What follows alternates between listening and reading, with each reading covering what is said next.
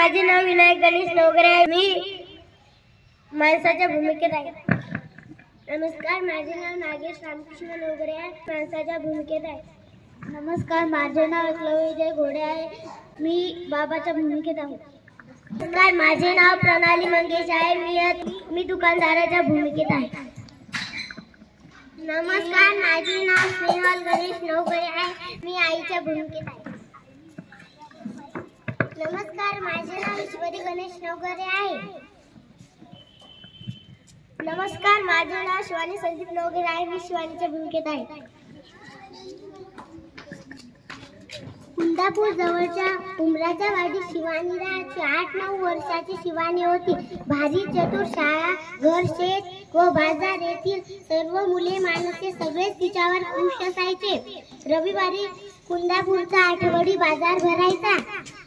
शेतातील भाजी विकायला शिवानीचे आई बाबा जायचे. सुट्टीमुळे सोबत शिवानी जायची.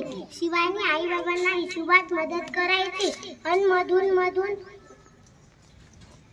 बाजारात चक्कर मारायची.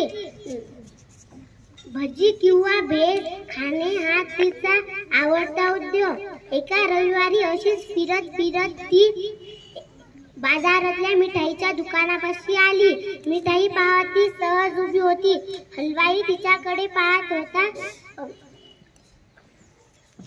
तो गल्ल्यावरून उठून तिच्याकडे आला. ए मुली, चल पैसे काढ. कसले पैसे? मगापासून माझ्या मिठाईचा वास घेत आहे, त्याचे पैसे. अहो, पण मिठाईचा वास तर येणारच ना, म्हणून काय वासाचे पैसे द्यायचे? पैसे दिलेच पाहिजे म्हणून हलवाई ओरडू लागला. हळूहळू बघ्यांची गर्दी जमली.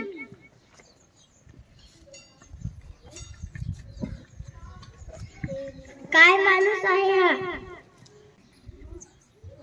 नेहमी असाच करतो, विचित्र काहीतरी वागतो. वासाचे पैसे खुळाच दिसतो.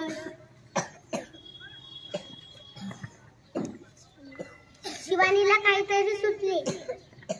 ठीक आहे, थांबा, मी घेऊन येते.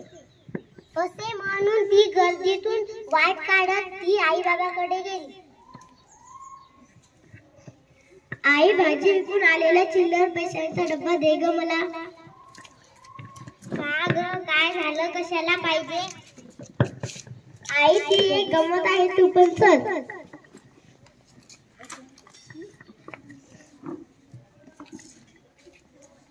चिल्लर पैशांची पिशवी घेऊन त्या दोघी दुकानापाशी आल्या. गर्दी तशीच होती. वाट काढत त्या हलव्यापाशी आल्या. हातातली चिल्लर पैशांची पिशवी घेऊन शिवानीने वाजवली. एकदा, दोनदा, तीनदा कुळकुळ आवाज आला. गर्दीतले लोक शांत होऊन ऐकत होते. मिळाले पैसे? कसले पैसे? कुठं मिळाले? अहो, मी तुमच्याकडून काय घेतले? मिठाईचा वास. पण त्याची किंमत काय? पैशांचा आवाज बरोबर की नाही? बरोबर, गर्दीतले लोक म्हणाले. आता हलवाचा चेहरा पाहण्यासारखा झाला होता. शिवानी पैशाची पिशवी घेऊन आई सोबत निघाली. तिकडे